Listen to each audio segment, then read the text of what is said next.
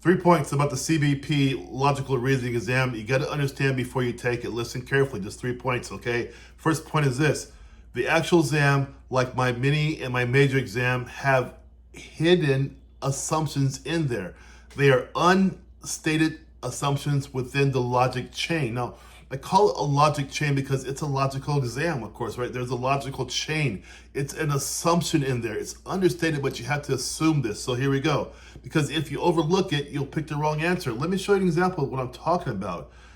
The statement might say, if a traveler carries illegal substances, then their luggage will be confiscated. So you're saying, well, what's the hidden assumption? The hidden assumption is this, that the substance is actually detected.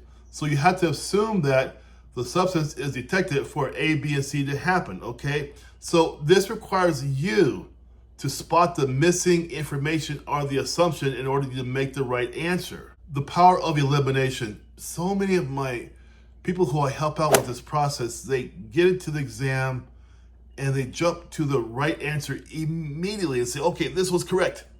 No, it's the power of elimination. It has to come into effect, especially for logical reasoning. Smart candidates, which is you because you're watching my video, first eliminate what is definitely wrong, what's obviously wrong, which always does what? It narrows down the field of options for you, okay? Don't get caught up in that, oh, it's correct, and you go right for it. Don't do that. Let me give you an example of what you're going to see on my prep exams plus the actual exam. You're going to see 4 possible choices. 2 are going to directly contradict the right passage. Eliminate those first. Get rid of them first. And what happens? You automatically double your chances of choosing the correct answer because then you only have 2 to pick from. And also remember, it's under pressure. So success comes from not just knowing the right answer, but it also comes from being efficient in how you seek the answer. Understand? Don't just jump for what, oh, this could be the right one. This must be the right one. No, look at all 4. Knock out the 2 most ridiculous ones, right? And go from there. I developed 2 quizzes over the past 5 years. One's a mini one, 22 questions for your logical reasoning exam. And one's the bigger one, the big boy I call them, right? 50 questions for sure, in-depth, deep down, logical reasoning questions that get you ready for your actual exam. People who take my quizzes first have a very high chance of passing the actual one because why?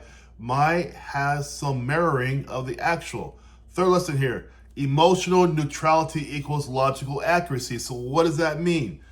CBP officers, they want other officers or you to think logically without letting emotion or bias cloud judgment. It means you gotta have a thick skin, right? Gotta be ready. So what does that mean? So this test also reflects this ability. Logical, right? The correct answers often feel counterintuitive, right? If you're thinking emotionally, correct? I see this a lot too in my one-on-one coaching as well. I will ask a question on purpose to drive some kind of emotion out of the person because if I don't drive it out at the coaching stage, they're going to fail at the interview stage, of course, right? So it's my job, but I do the same thing too in my logical reasoning exam, just like you'll see actually in the actual exam you're going to take as well. So again, the test reflects that the correct answers often feel counterintuitive if you're thinking emotionally, right? So for example, a story might make one person look guilty, but the correct logical answer is based only on evidence, not feelings, okay?